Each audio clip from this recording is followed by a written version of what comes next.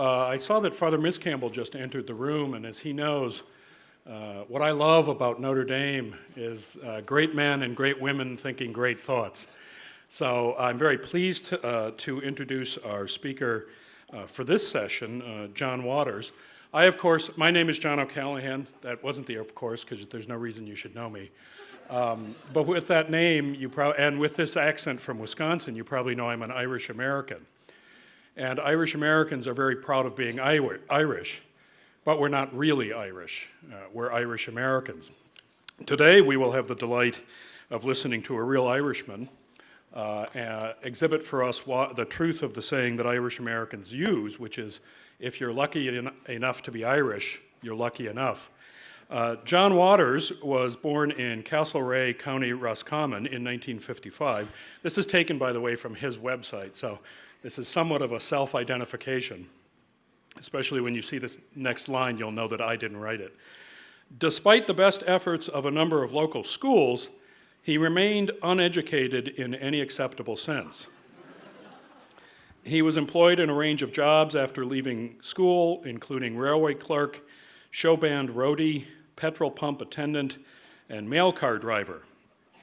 He began part-time work as a journalist in 1981 with Hot Press, Ireland's leading rock and roll magazine. He became a full-time writer for Hot Press in 1984 when he moved to Dublin. As a journalist, magazine editor, and columnist, and I would probably add what we want to think of as social critic, he has specialized in raising unpopular issues of public importance, most recently the issue of the hidden mistreatment of men in Irish society, particularly in relation to the right to legally protected relationships with their children. He's published a number of books and written several plays for stage and radio, and that I wanted to make sure that I mentioned those plays and those plays and books, starting with the plays: Long Black Coat with David Byrne, Holy Secrets, Easter Dues, and Adverse Possession. And the nonfiction that I found on Wikipedia, which it turned out was incomplete, and of course any students in the room remember, never do research on Wikipedia. Jiving at the Crossroads, the Shock of the New in Hawaii's Ireland. Race of Angels, Ireland and the Genesis of U2. Every Day Like Sunday, An Intelligent Person's Guide to Modern Ireland. The Politburo has decided that you are unwell. Lapsed Agnostic. Beyond Consolation, or How We Became Too Clever for God and Our Own Good. My personal favorite, Feckers, 50 People Who Fecked Up Ireland. And most recently, Was It For This? Why Ireland Lost the Plot. That's 2011. So, and I believe all of those are available on Amazon. So with that, I'd like you to welcome, with a warm Notre Dame welcome, John Waters.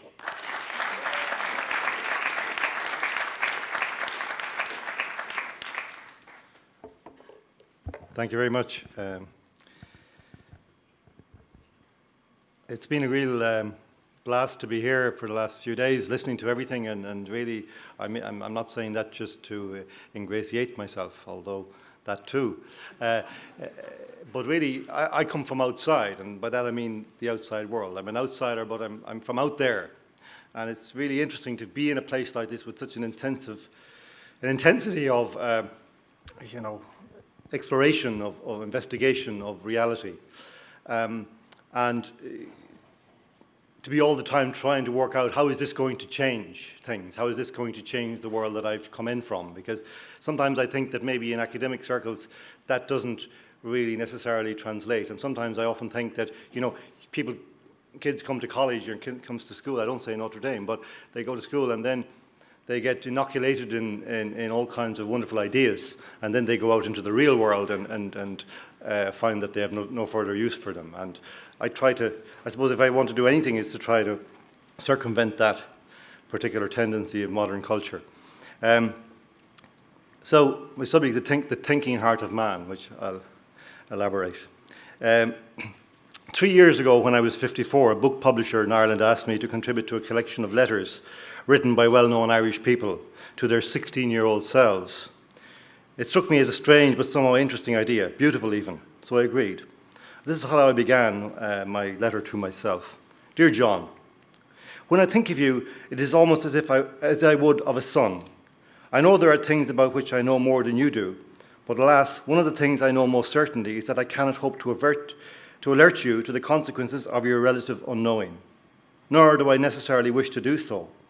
If I were your father, I might say, I cannot live your life for you. The trouble is that I've already done so. Well, perhaps optimistically, half to two-thirds of your life. This changes everything.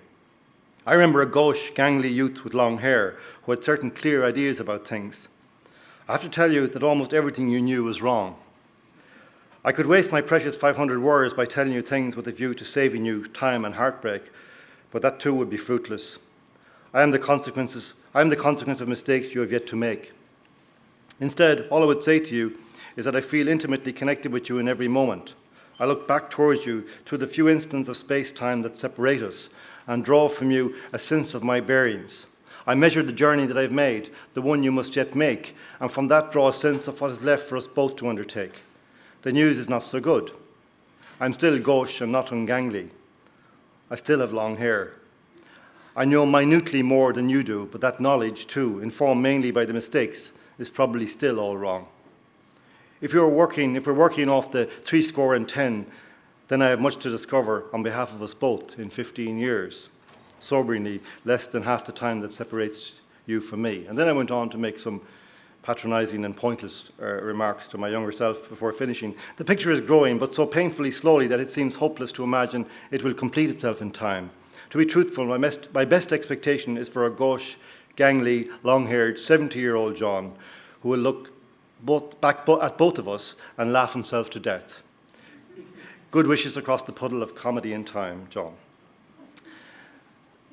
Reading it now, several years later, as perhaps an entirely new or different person who might well write an equally patronizing letter to his 54-year-old self, the most interesting thing about that letter is not so much the content, but the very idea of undertaking the challenge.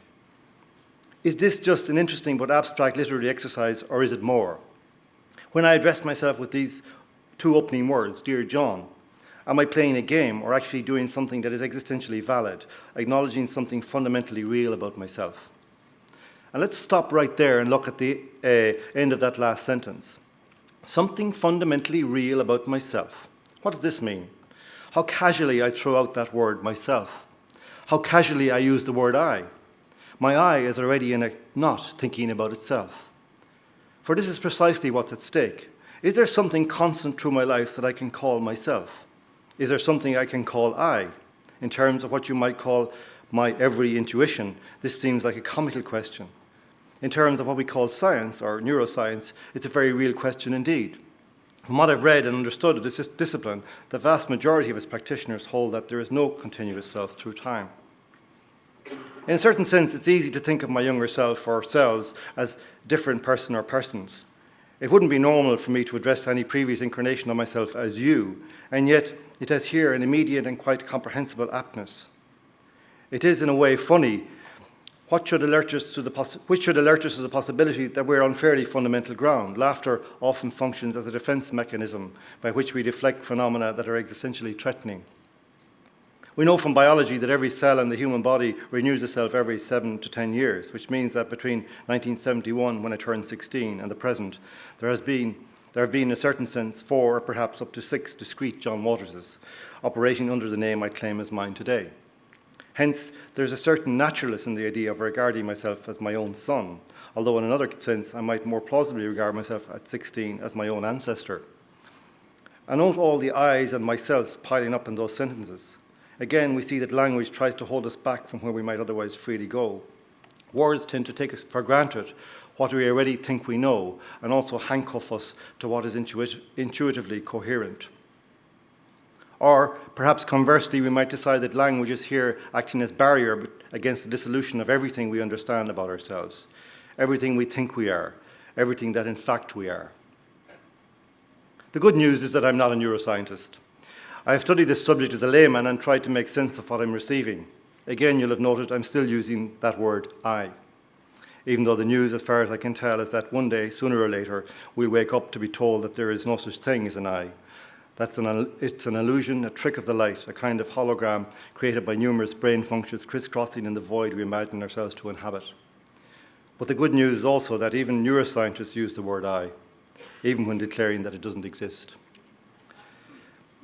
There's a range of variation you encounter between various practitioners of these darkening arts of neuroscience, neuropsychology, and neurophilosophy. I will come to slightly more encouraging possibilities in a while, but firstly it must be acknowledged that the overwhelming majority of these guys believe that they are engaged in a project which will eventually rumble the idea of a subjective human presence and demonstrate that we have all been labouring under an extraordinary misapprehension in believing ourselves, as in ourselves, actually to exist. If I seem to be treating this a little flippantly, I'm giving the wrong impression, but then remember what I said about humour. Sometimes it's a defence mechanism against the unthinkable. And as far as the continuous historical self is concerned, the version of myself I remember as a child, for example, the scientists tell me that this is a trick of memory loops, that going backwards, what I think I remember is not so much actual events in my life as the culmination of a series of generations of earlier versions of memories, which I have revised and re-remembered, like drafts of a novel which have resulted in what appears to be the published version standing before you now, but which is really just another draft, already in the course of being rewritten to become the recollection of a different me. It seems that these memories are like chains of images linking together through the various versions of John Waters that have manifested themselves along the path of the past 58 years. Again, please skip over the I's, the me's, and the myselfs. David Hume said that in seeking a self in his own experience, he could only find the experiences, and that the sensation of a continuous self arises really from something like a bundle of sensations, in effect an illusion created by memory. And there's also the question of language and its belonging, in most of us at any rate, exclusively to the left hemisphere. This may add to the possibility of the self as illusion, a projection from, as it were, one side of consciousness to the other. Yet the very idea of an illusory self implicitly proposes the notion of something or something upon whom or which the illusion can be put over. If there's no self, what or whom is duped by the illusion? Or is this merely another semantic confusion, a trick of words? In other words, is it possible to separate the mechanics of the human entity from the idea of self for the purposes of arguing that there is no actual self? Here we seem to be ploughing into another problem of semantics. But the target in the sights of what seems like the overwhelming majority of neuroscientists is not simply the idea of an historical self, a continuous human entity through time. They also question the very idea of self, the idea that there is in fact a subjective entity at the core of it, at the core of this person trading under the name of John Waters and now standing before you. The fact that I insist on my own existence simply causes them to smile knowingly. The key question is this: is the sense we have of having an inner life, of being the authors and drivers of ourselves, is this a real experience of a subjectivity or simply a trick of the aggregate of a series of functions?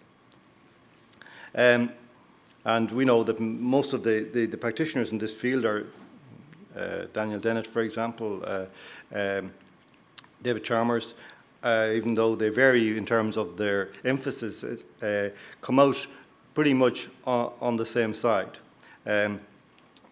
holding that science will in due course discover that the self is indeed an illusion. It's only a matter of time.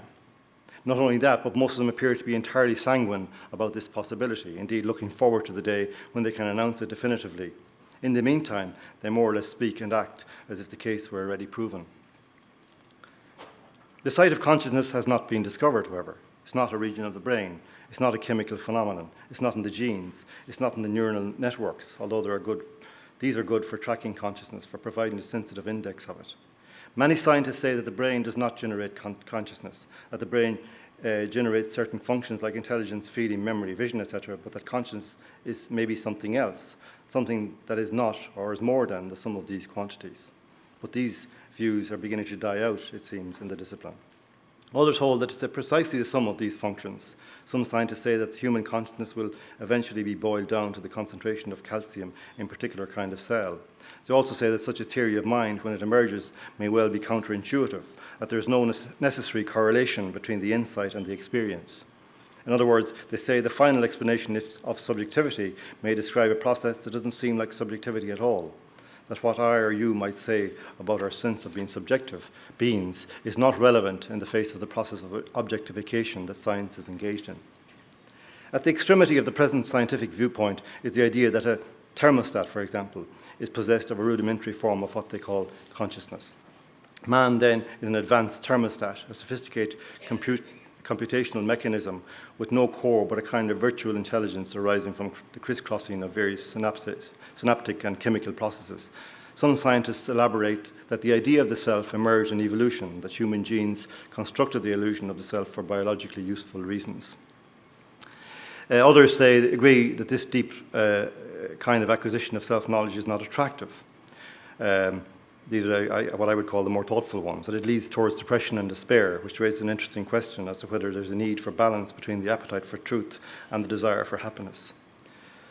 Some scientists, like Thomas Metzinger, say that the new image of man that emerges from genetics and neuroscience contradicts all prior existing images of man, including the Christian image. They say this may kill off certain hopes that man have held to, such as the possibility of consciousness surviving death. Most scientists in this field do not believe that consciousness can survive death. Some claim to believe that one day it will be possible to upload your personality into a computer, and this way to achieve eternal life. I hope they're joking.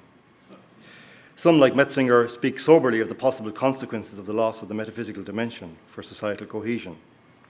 It's important, says Metzinger, that a crude, vulgar kind of materialism is not what actually follows on the heels of this neuroscientific revolution. For this, he says, transported through the media makes people believe in simplistic ideas such as that human beings are just machines and that the concept of dignity is empty and that there never has been such a thing as reason or responsibility. It's obvious to me that I'm more than a body. I could say the same about you, but I have a less reliable context for saying that. I can only conclude that you resemble me by means of occasional flashes of circumstantial evidence.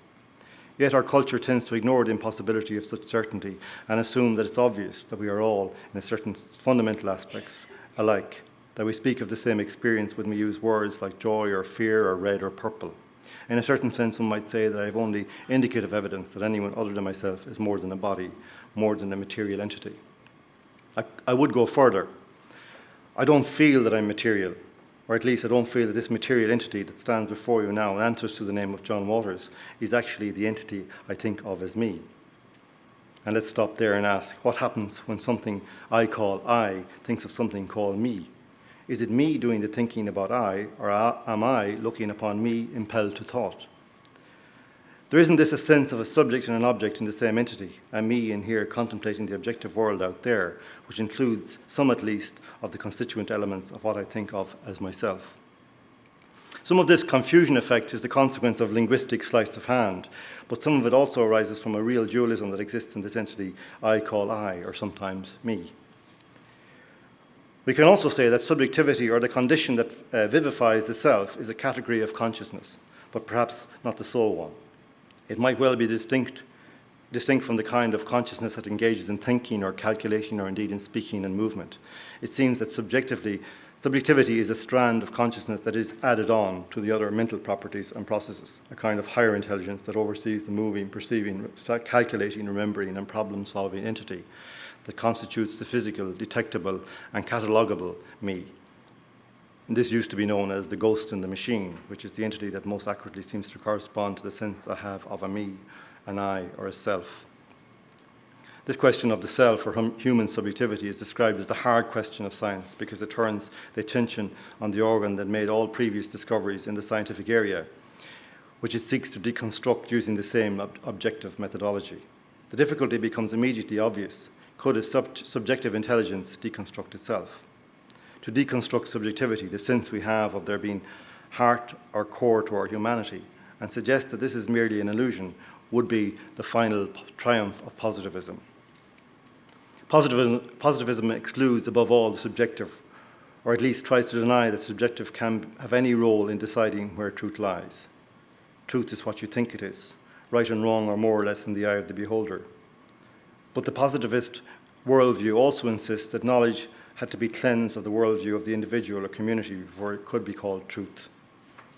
The elimination of subjectivity was the core project of positivism, which was in reality an ideological movement aimed at eradicating ideas of transcendence and createdness from human culture.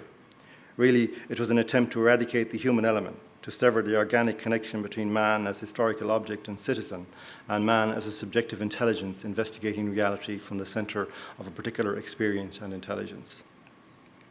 We take it for granted that the mind is seated between our ears, but still we cannot pin it down. The mind is not seen to exist in space as a chemical or mechanical process. It cannot be weighed or even heard or seen, and yet it seems to lead us all the time into these dead ends of measurement and objectification. The mind cannot be observed except from the inside or in terms of the effects of its workings projected onto outer screens and spaces.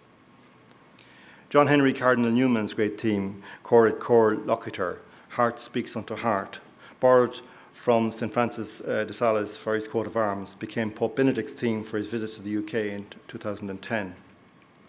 The phrase asserts an idea of human communication that is utterly unlike the head-to-head mathematical or scientific model, or indeed the adversarial media-generated conversation that now accompanies us all the time. In both models, objective demonstrability is the constant watchword. Newman insisted that the essence of the human being is not to be located in the mind, but at the core of the lived experience of total reality centered on the heart. Pope Benedict likewise had as a central theme of his papacy the necessity to restore Western culture to an integrated concept of reason, insisting that human intelligence must embrace much more than rationalism, demonstrability, and mathematical verifiability. Newman, in speaking about the heart, had in mind the central subjectivity of man, the self, also known as the soul. For clarity, he fixed the location of this subjectivity as occurring in the heart. But the cardiologist has had no better luck than the neurosurgeon in actually locating the center of the human self. When we think of the heart, we think of an oily pump to which we also ironically attribute a kind of quasi-emotional function, the ability to feel, to love, to suffer emotional pain, or be inflated with fine feelings. On St. Valentine's Day, the heart undergoes a certain elevating reduction when it becomes an effete graphic, a love heart, which summons up the passion, pain, and chaos of romantic longing and entanglement. One day we are told if we go on in the way we're going, we'll have a set of electrical formulae in which these things that disturb us, love, fear, desire, passion, will become comprehensible in terms of charges darting hither and thither in the circuitry of the human machine. As with many things in the modern world, what you sense when you delve into the state of thinking about subjectivity is an attempt to debunk the religious view of reality. As elsewhere, it seems as if the religious sensibility represents such an affront to the rational mind of modern man that it requires a very low level of evidential basis to become satisfied that he has, as it were, transcended all questions of faith and God. I think it was Daniel Dennett, actually, one of those neuroscientists that I mentioned, who proposed that people who were secularists who didn't believe in God should be called brights, which implies that everybody else is unbright, and it didn't catch on yet anyway. Of course, to achieve this, science has often discredited itself by engaging in ludicrous reductions of the religious idea, by setting up ridiculous straw men and then valiantly knocking them down. Soul of man, for example, is often grotesquely caricatured, first reduced to a sub-rational phenomenon and then dismissed as having nothing to say to reason. But the religious view of subjectivity is unreasonable only if you change the rules to exclude the questions which are unlikely ever to be answered. In fact, like many religious explanations, the religious perspective on subjectivity conforms to the naturalistic, commonsensical sensation that goes with being human, with having a mind, with being inside here, looking out at the world. The religious explanation invites us likely to accept that the mind is not ours, that the heart is not ours, that both are given, that both are projections not from within, because they cannot be, because there is no traceable source on the inside. The religious view also emphasizes that our mechanistic models of reality derived from an objectified sense of rationality emanating from the man-made world does not make total sense if it is directed out inwards, reapplied to man himself. Deceptively, such man-constructed hypotheses often suggest a partial sense, enabling us to achieve a certain working knowledge of ourselves, an understanding by means of which, if we agree to behave like the machines we have created, enables us to achieve a manageable theory of reality and our habitation of it. But mechanistic theory falters when we seek to apply it to ourselves. And yet, although we are unable completely to debunk the idea of soul, we nowadays tend towards skepticism about it, at best employing it as a kind of metaphor. If I descend to my very depths, said Don Luigi Giussani, quoted in The Religious Sense, where do I spring from? Not from myself, from something else. This, he says, is the perception of myself as a gushing stream born from a spring, from something else more than me, and by which I am made. If a stream gushing forth from a spring could think, it would perceive at the bottom of its great surging an origin it does not know, which is other than itself. Here he said, we are speaking of the intuition which in every period of history the most intelligent human spirits have had. It is an intuition of this mysterious presence which endows the instant, the I, with substance, solidity, density, foundation. I am you who make me, except that this you is absolutely faceless. I use the word you because it is the least inadequate in my experience as a human being to indicate that unknown presence which is beyond comparison, more than my experience as a human being. What other word could I, on the other hand, use? When I examine myself and notice that I am not making myself by myself, then I, with the full and conscious vibration of affection which this word I exudes, turn to the thing that makes me, to the source that causes me to be in this instant, and I can only address it by using the word you. You who make me, therefore, is what the religious tradition calls God. It is that which is more I than I am myself. It is that by means of which I am. Some scientists have sought to arrive at some halfway house between the religious and scientific understandings. William James made a distinction between the I and the subjective self, and the objective self, which is more or less, as regards myself, what you see in front of you. The I, James reasoned, mediates and coordinates all the sensations, perceptions, experiences, and memories, and thereby, you might say, governs the human person. James rejected the idea of the self as illusion, but did not share the religious idea that the self and the soul are coterminous. Instead, he posited the idea of thought being itself the thinker, i.e. a kind of supervisory form of thought that edited all the minor thoughts emanating from the stream of consciousness of the mechanical intelligence, forging a definitive subjectivity out of the complex process of selection and rejection. In all of the theories to be encountered in this area, common ingredient features, the idea of processes originating in one facet of the brain or mind being received, interpreted, and filtered by another element of the same brain or mind. So ultimately, what we call common sense would seem to suggest a central clearinghouse, which nobody has been able to pinpoint or define in anything more than speculative or theoretical terms. As a layman who has blundered into a war zone, I understand that there may be difficulties about the reliability or credibility of certain avenues of neuroresearch. There is the infamous case of the dead salmon in the University of California fMRI brain scanner, which showed signs of neural activity when images of human faces were flashed at it. It appears that one of the downsides of the fMRI scanner, which has been in use in brain research for 20 years, is that the statistical techniques used to construct images sometimes create a mirage of activity where none should exist. Let's step lightly over the irony that efforts to show the self as a mirage should themselves be beset by mirages. To the layman, there appears to be an insuperable difficulty with objectifying the brain. Who, conceivably, might attain such an objective? How would scientists keep themselves out of the attempt to prove there is no self? And if, just imagine, they succeeded, who might we say had achieved the breakthrough, since the research itself would presumably have shown that there existed no subjective entity capable of looking into objective reality? This might seem like a philosopher's objection, possibly even a vexatious one, but it's also shared by scientists. In his book, A Skeptic's Guide to the Mind, What Neuroscience Can and Cannot Tell Us About Ourselves, Robert A. Burton argues that the innate irrationality of humans, which is confirmed by neuroscience, has the self-led neurosciences astray in their attempts to understand the mind. He says, any application of data to explain the mind will always be a personal vision, not a scientific fact. In other words, if we use an irrational instrument to examine itself, the outcomes can never be regarded as reliable. And of course, this also implies that the search must necessarily be impeded, even diverted, by the ineluctable habit of subjective inquiry to lead its subject to that which he already believes. The self, already solidified into a particular way of seeing, stands as a shield against the truth, as much as it offers an opportunity of grasping it. Perhaps we might say that the heart of man, by definition, is designed so as to be unable to understand itself. But to be fair, most scientists, when asked the question, agree that we're nowhere near resolving the issue, so that all things considered, it looks like the breakthrough may be a long way off. Nevertheless, these explorations do not take place in a vacuum. The very fact that they are happening, the fact that neuroscientists appear broadly to have in mind a single potential destination, the fact that many of them speak about these matters in the same blasé, supercilious way, all this is having unknowable effects on our culture.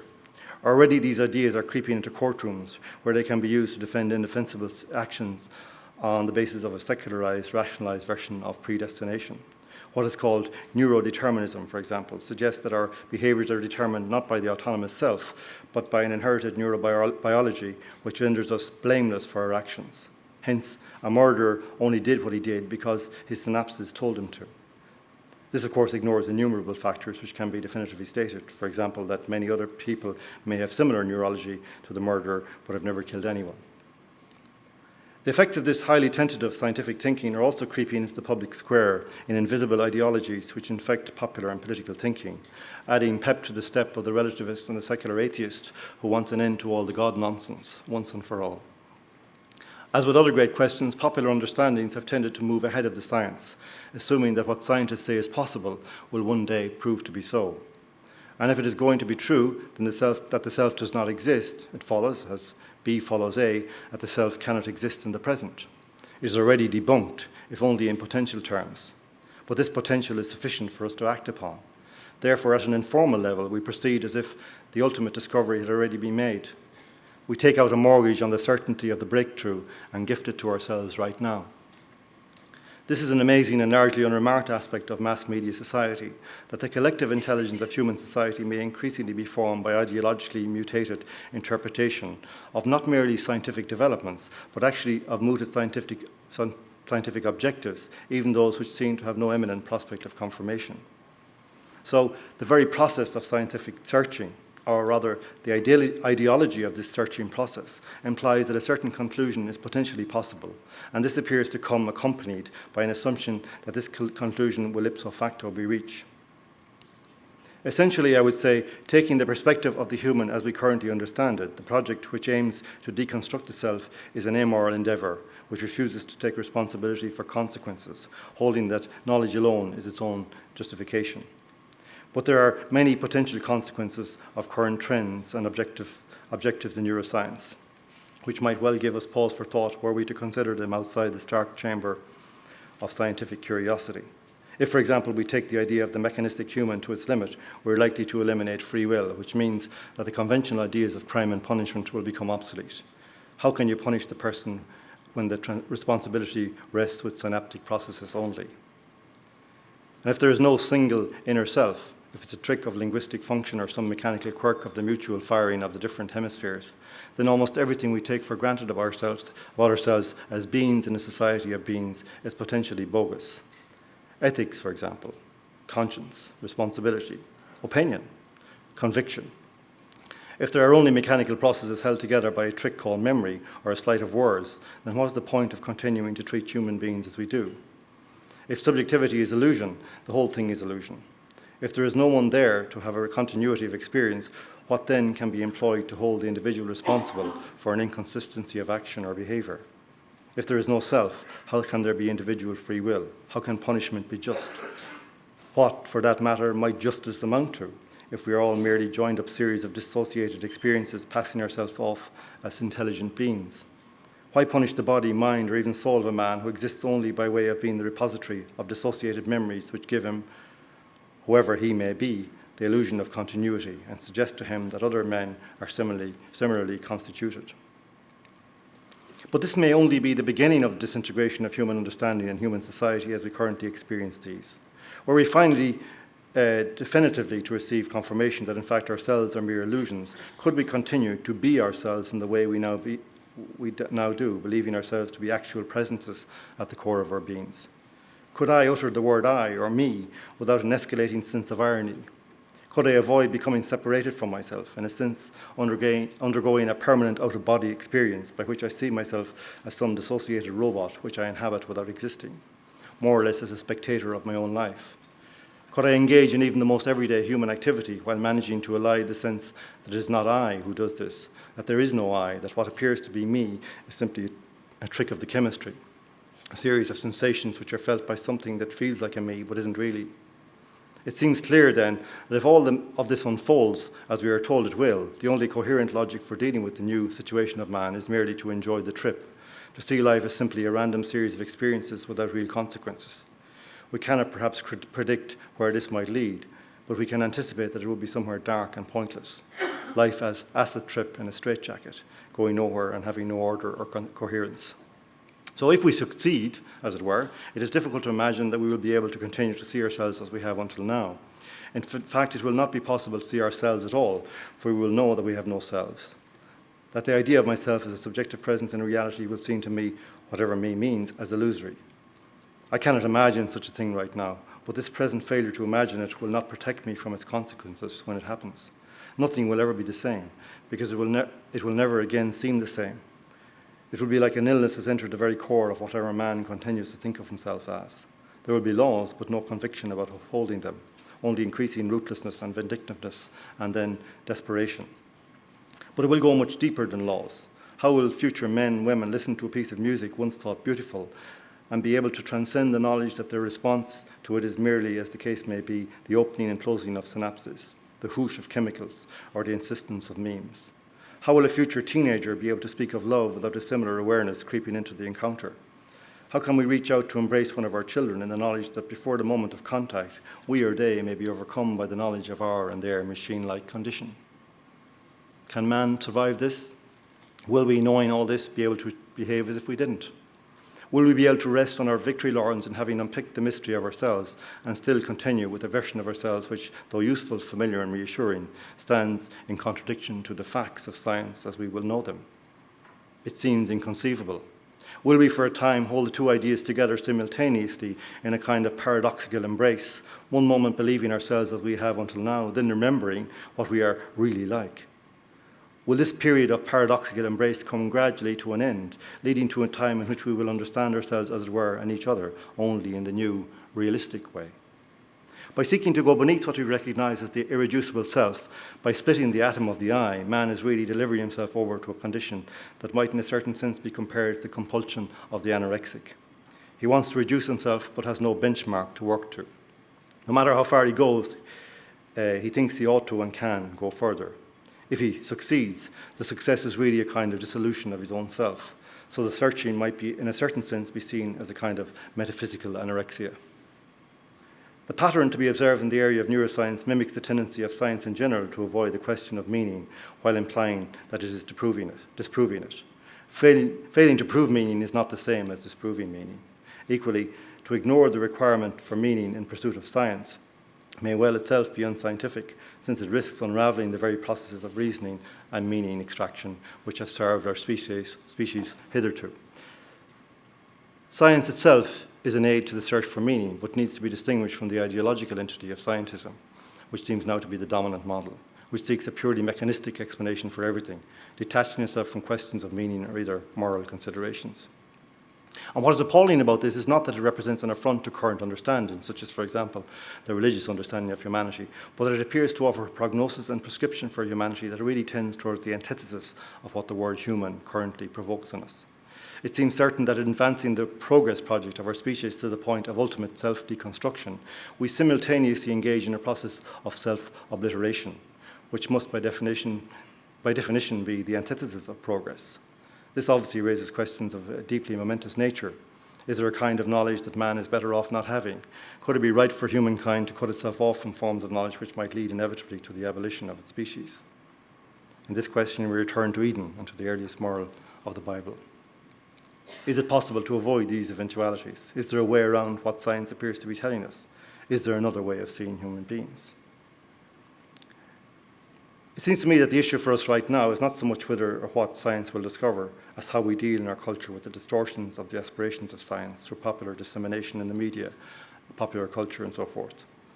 Before that, there's an issue with the manner in which science itself, of necessity, tends to construct its own languages so as to enter into questions which of their nature are far too complex for popular discussion and comprehension. In this, there's an obvious danger of reductionism, the reduction of verbalizing that which is ineffable and believing we have nailed it, the reduction of the specialist who creates a language which is discrete from others. Words become names for things which are of their nature mysterious, but somehow the words rescue phenomena from this mysteriousness, delivering them into the realm of man.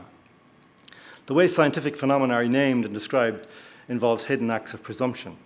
In the act of naming these so-called scientific mechanistic phenomena, the scientist often implies that he has found existing naturally in reality something which has already been named, defined, even generated, arising from man's prior machinations. Scientists, for example, talk about the discovery of electricity, which is a truthful description of what happened. Electricity was found and understood by breathless man. But then something further happened. Man named electricity, put descriptions on its constituent processes, and claimed the discovery of the essence of the phenomena as, in effect, his own creation. It's as if electricity, in its natural existence, had occurred only accidentally or crudely and been marshalled by man for his own use, could then be claimed as an act of quasi-creation by man.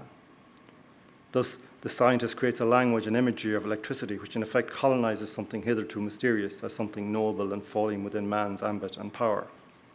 Electricity becomes, to simplify it, wires and switches, as much as it is wondrous impulses arising from magnetic fields.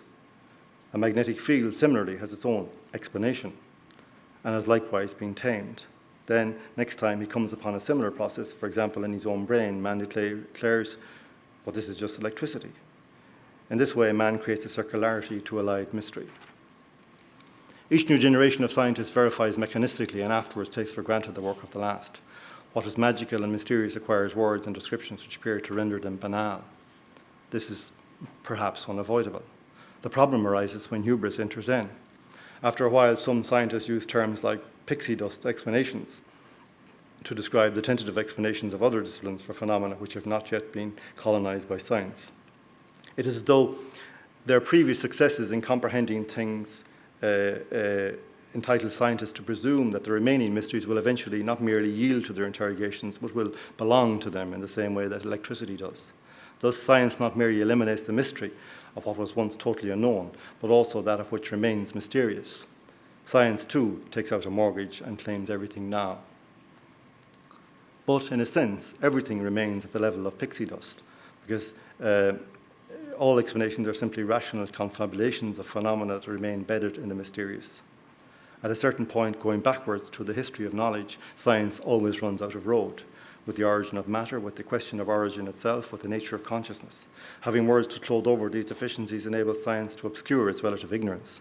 Having mechanistic explanations for the coherence of phenomena which have yielded to certain understandings by man gives them the appearance of existing at the level of rational phenomena. But this is largely a trick of positivistic thinking. For example, we look at a leaf and say, oh, that's just DNA. But what really is DNA? Having a name and attentive understanding for it does not make it ours. Indeed, the statement is a tautology of the crudest kind.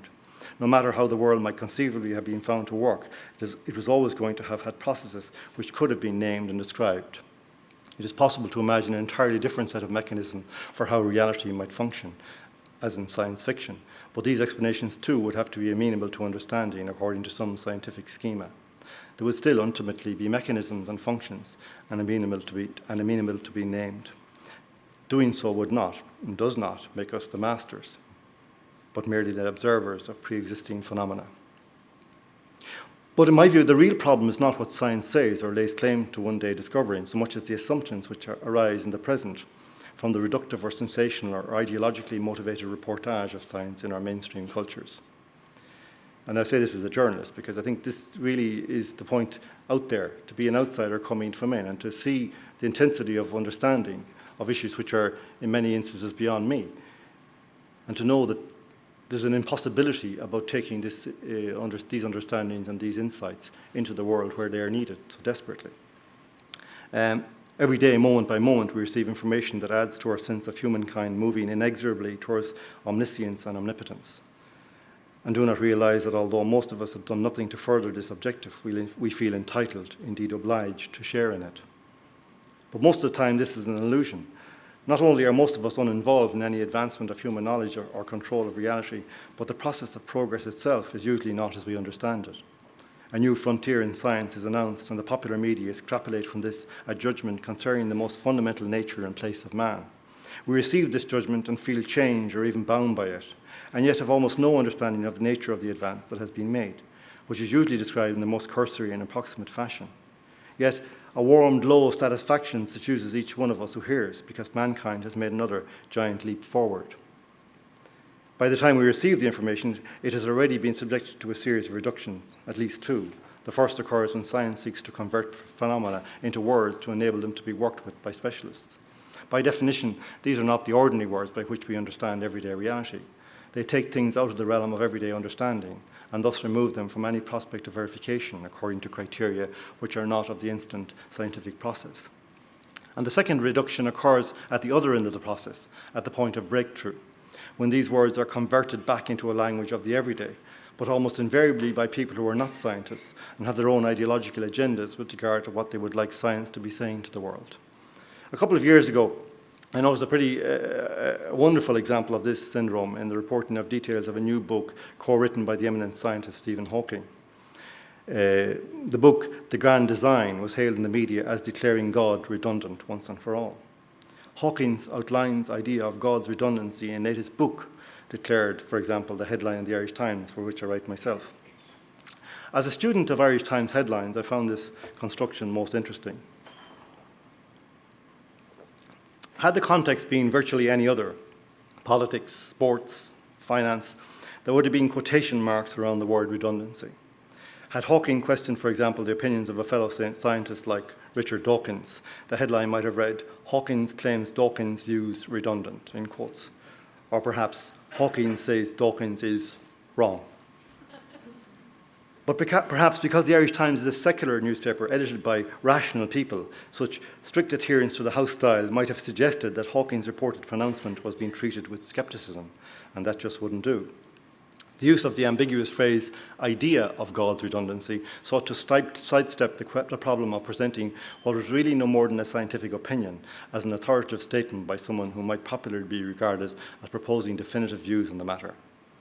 An idea can, in theory, be right or wrong, but everyone could immediately intuit what the headline was saying. There you have it. The oracle has spoken. Since Hawking could at most be deemed to be offering another opinion on a subject that is text, the greatest scientists and philosophers of every age of man, no such conclusion could be arrived at. Yet such is the authority acquired over a life by a scientist such as Stephen Hawking, that his words and thoughts have a profound influence on culture, including those who may have, on those of us who may have but the crudest understanding of the nature of his work. The report in the Irish Times, which originated from Reuters, was inconclusive by comparison with the headline. It began, and I want to go into this because it's very interesting, and this happens every day in the media, and it has a deep, profound effect on the consciousness, the common popular consciousness. And I don't think either scientists or academics or those who deal with these issues at this level really have any comprehension of what actually the effect of this is on our children who are out there breathing in this air outside. The story began, God did not create the universe, and the Big Bang was an inevitable consequence of the laws of physics, the eminent British theoretical physicist Stephen Hawking argues in a new book.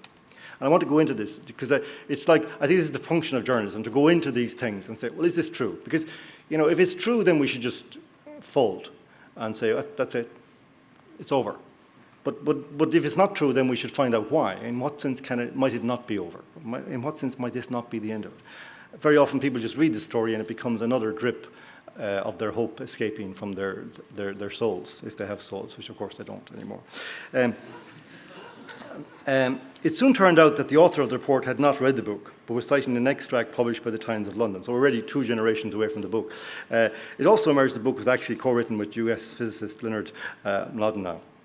Both authors are eminent scientists, so it's reasonable to expect that what they say will be reasonable and intelligent.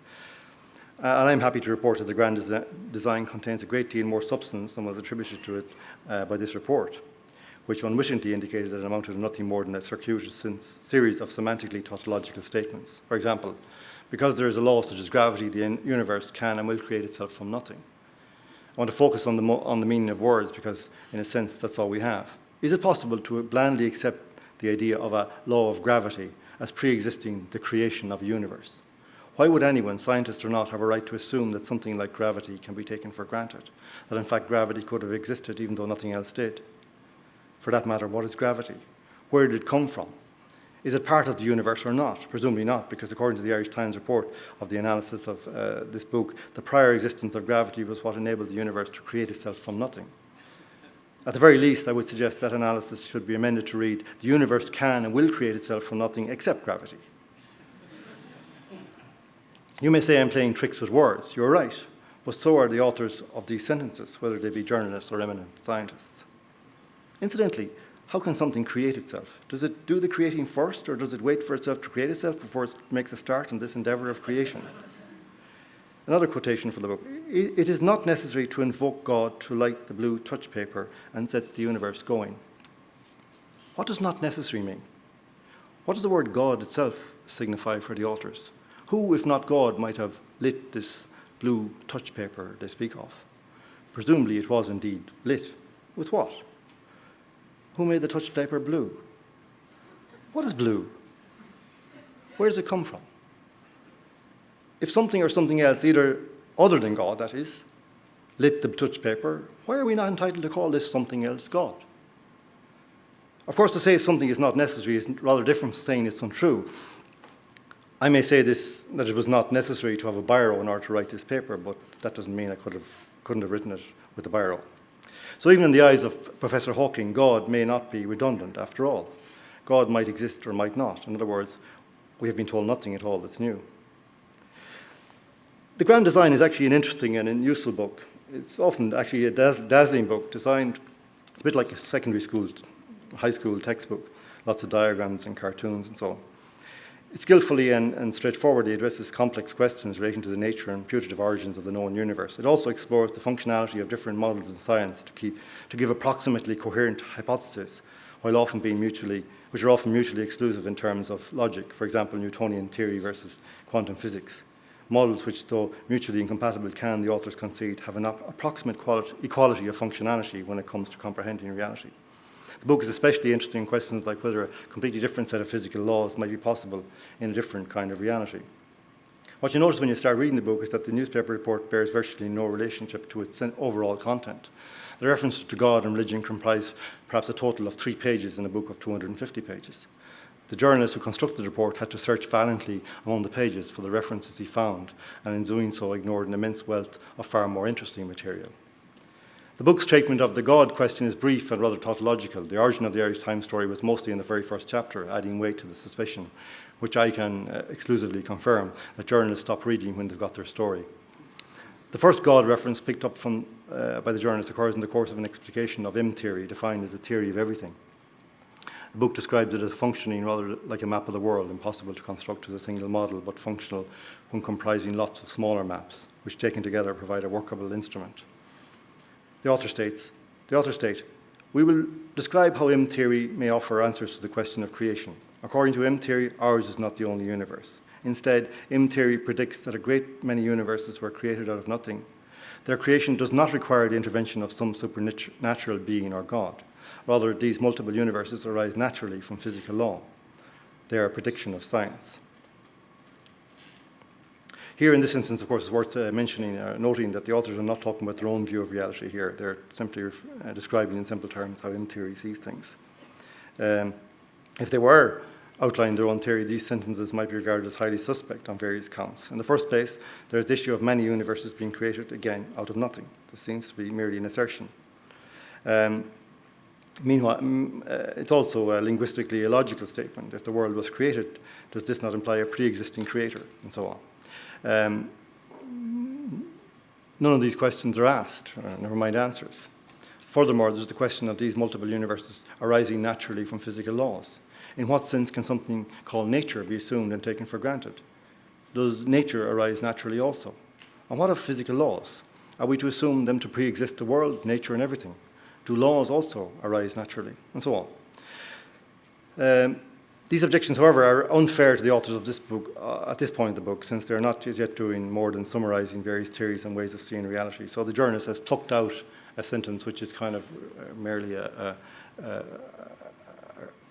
chronological description of a phenomenon rather than taking it as an opinion.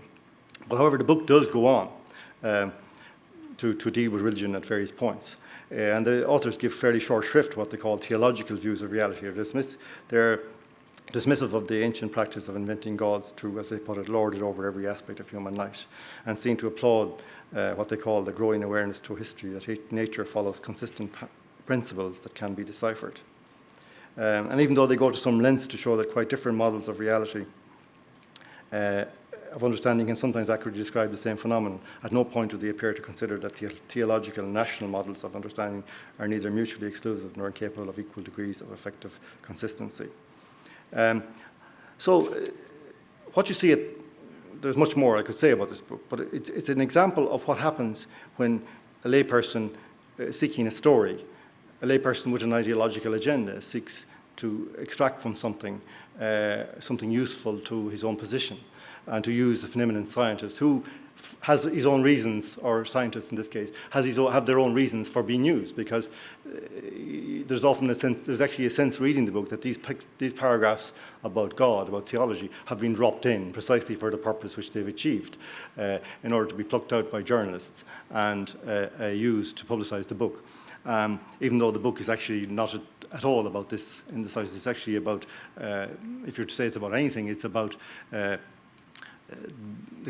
contrast between Newtonian physics and quantum mechanics. And strangely, the authors have, even though they're implicitly, they imply that Newtonian physics has been transcended completely by quantum mechanics, they don't dismiss Newtonian physics in the same way as they dismiss theological explanations of reality. And this point could have been made as part of an article as well, but wasn't. So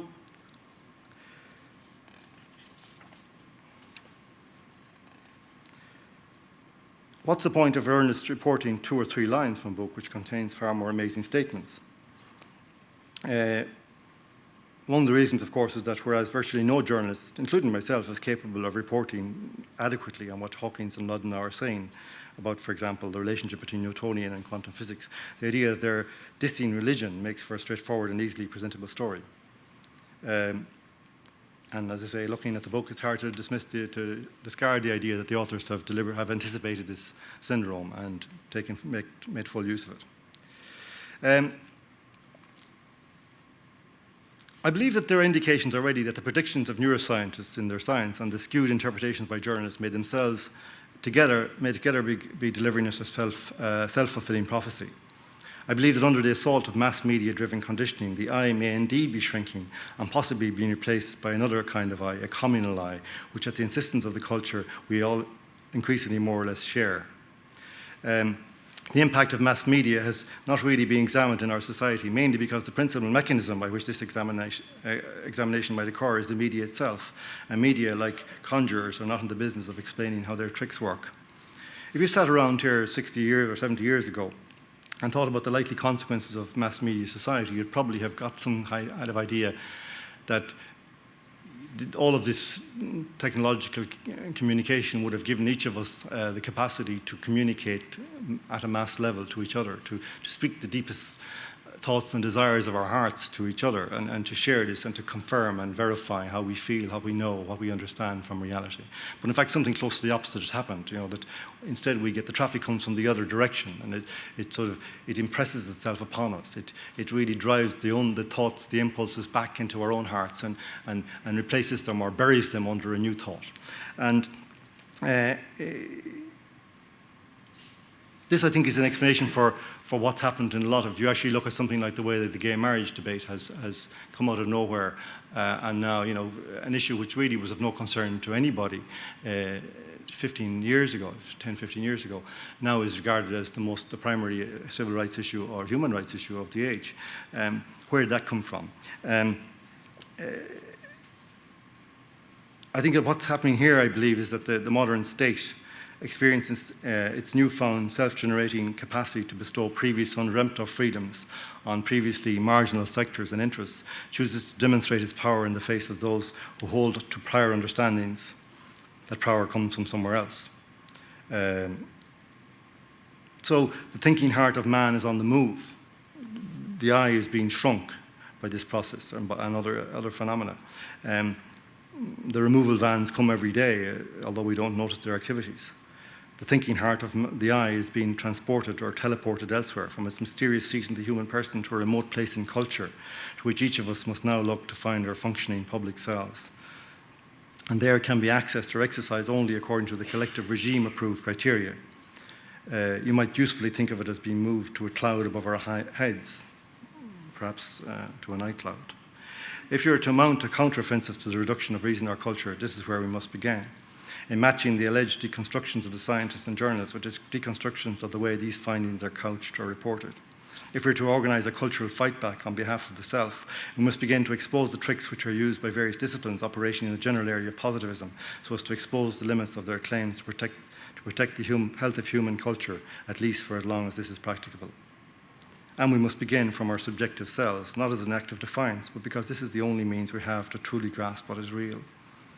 For the past hour or so, I've been trying to convey to you a sense of what I understand from trying to grasp the subtleties of a discipline which speaks its own highly complex language to itself, but which has profound implications for me in my life. I have a right to speak of these things. I have a duty to understand them in some way. I also believe that although I could not engage in a debate with a neuroscientist about the chemistry or the mechanics of the brain, I would be capable of engaging about the human implications of his or her work, about the ethical implications it has, and about the capacity of its self-referential language to mislead both the scientist and the listening layperson as to the potential of the endeavour.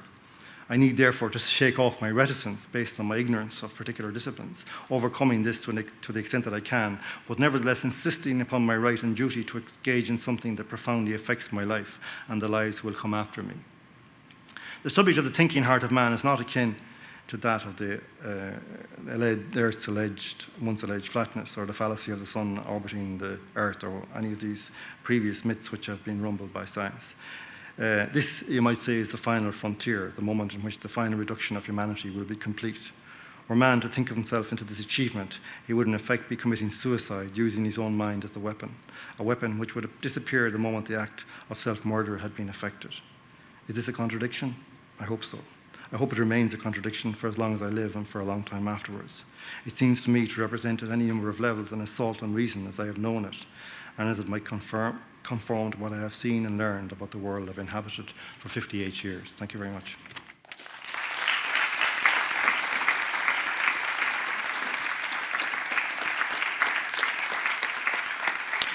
Take some questions? Sure. And I'll point them out Okay. as we go. But Mr. Waters has said he's happy to answer questions of the audience. No, answer questions from the audience. So if we have our microphones, if anybody would like to ask, and I'll pick people out. So, sister. In all of the references to the work within synapses and electrical kinds of communications, thoughts, arguments, from your own understanding, and if you were to write to yourself, dear John, at 54, what does it mean that we have a body? How would you start? In light of all the remaking of man that you've been and saying even the diminishment of humanity outside itself, and that's a great interest of mine, what's happening in terms of technology. Where does a body, and as a journalist and as a writer, the heart and the thinking heart is in a body? What does that mean in terms of your vast understanding and reading? Well, I could say the body is a mystery to me, but that's a slightly evasive answer. I've long been mystified by the sense of myself as a body who presents himself to the world, who is named. It is, in a certain sense, the body that is named, who is recognized in the street or by friends, by family. And yet, the body, most of the time, once I educate myself, reminds me that I don't make myself, as Father Giussani reminded us. And when I was young, I didn't have that insight. I actually had a different sense of my body. I won't say it was quite as a machine. A friend of mine, a philosopher, says that through the various ages of man creates new technologies and immediately starts to see his reflection in them. So now we're in the thinking machine stage, and we have to see ourselves as thinking machines. I think that the intuitive sense, of course, intuition can be misleading. The fact that certain explanations are regarded as counterintuitive doesn't necessarily satisfy us, because, it was once thought intuitive the earth was flat.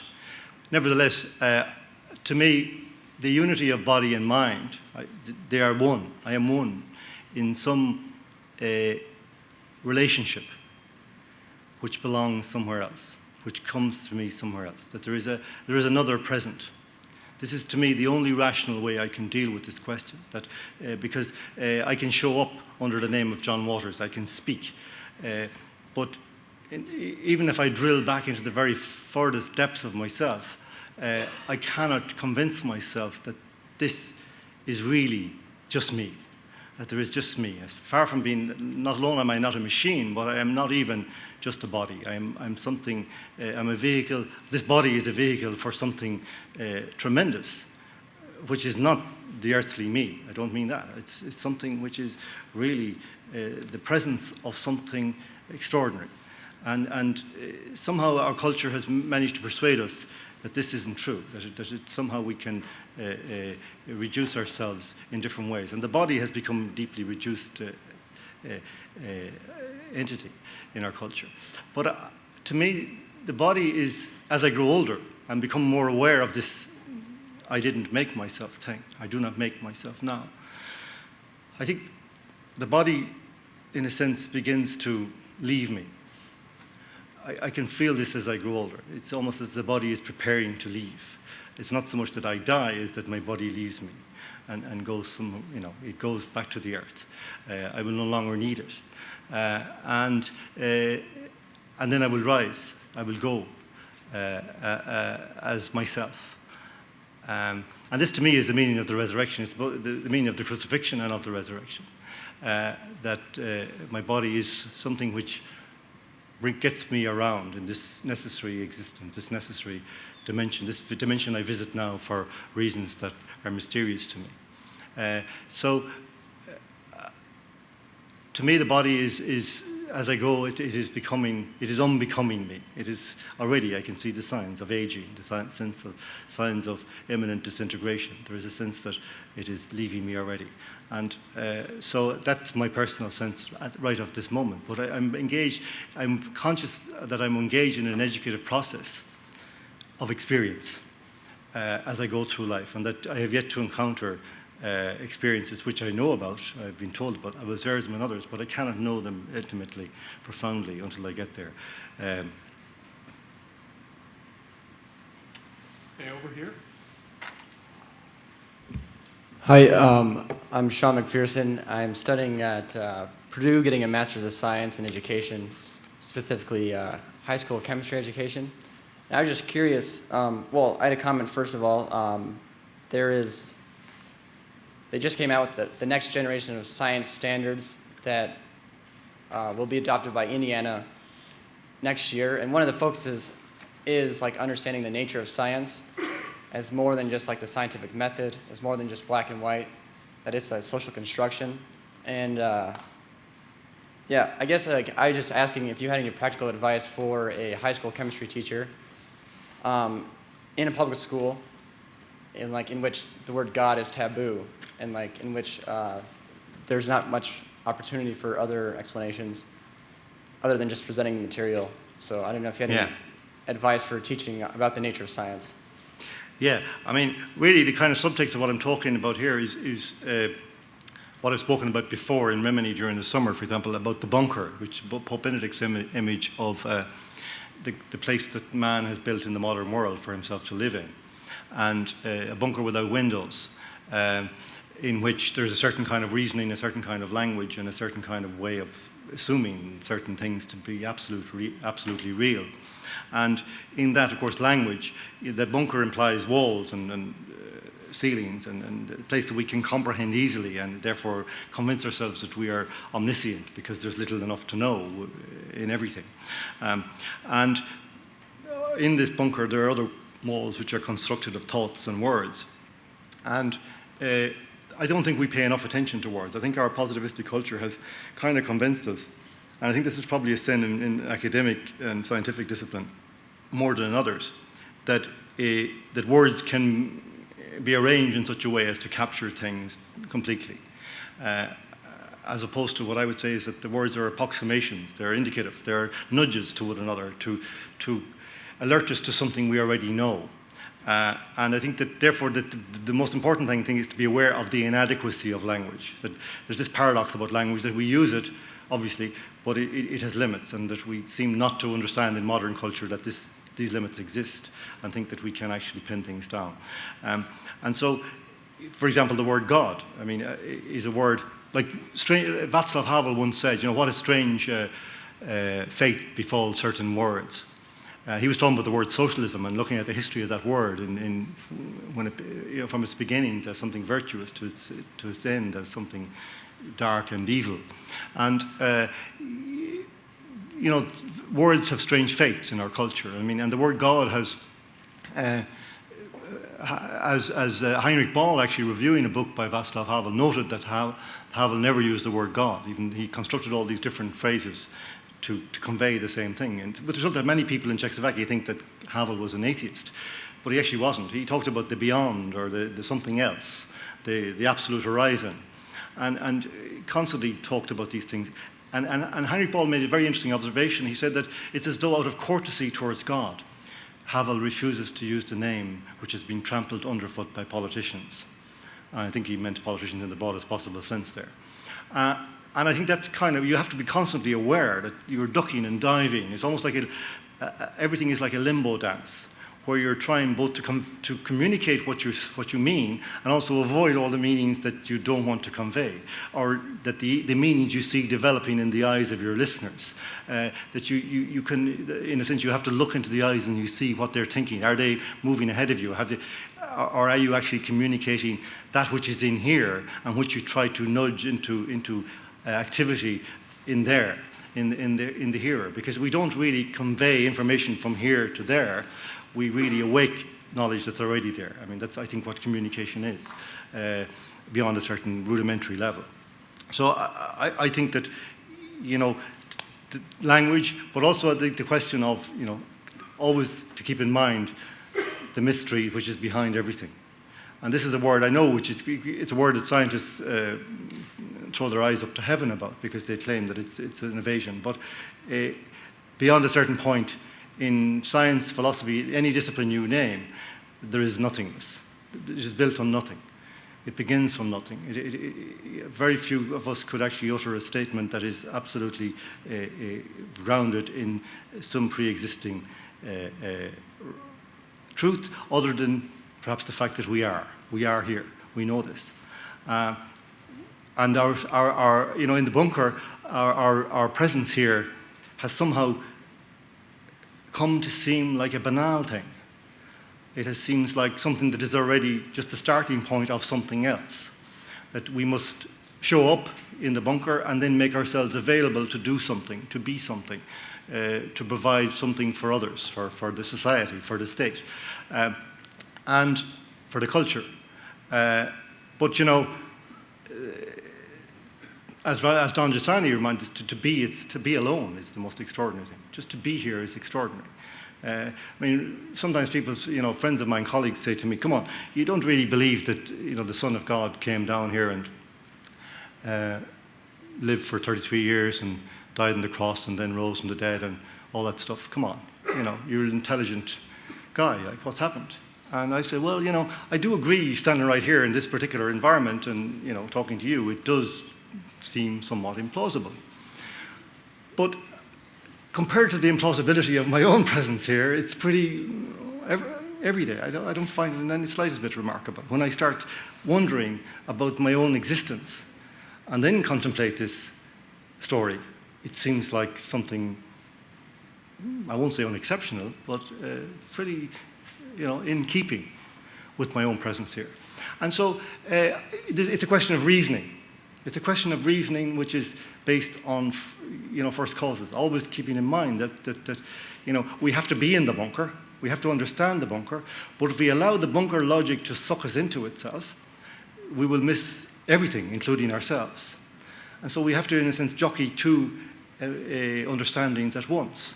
the bunker understanding, which we need to negotiate in order to get by day to day, and the fact that we didn't make ourselves, the fact that we are mysteriously deposited here in this place. And this is, I think, the educative process, is to actually reconcile these two in every moment, and so that they become fused, that we can actually carry. And none of us achieve it. I don't, even though I can, and this is even though I can talk about it now, even though I can spell it out in a certain way, it doesn't mean I can do it a minute after I get off the stage here. I need all the time to be re-educating myself to actually be able to see the bunker, to hear the bunker, to recognize the bunker, and to know that I belong to a different place, to remember that I belong to a different place that isn't here, but that I'm here for a purpose. I think, if I can think, that I need, if I have needs, to exercise, if I can't exercise, my authority, if there is authority, to ask, if I can ask, you, if there are yous, to thank, if you can thank, our speaker, if he can speak, but I think he showed that he can. Thank you.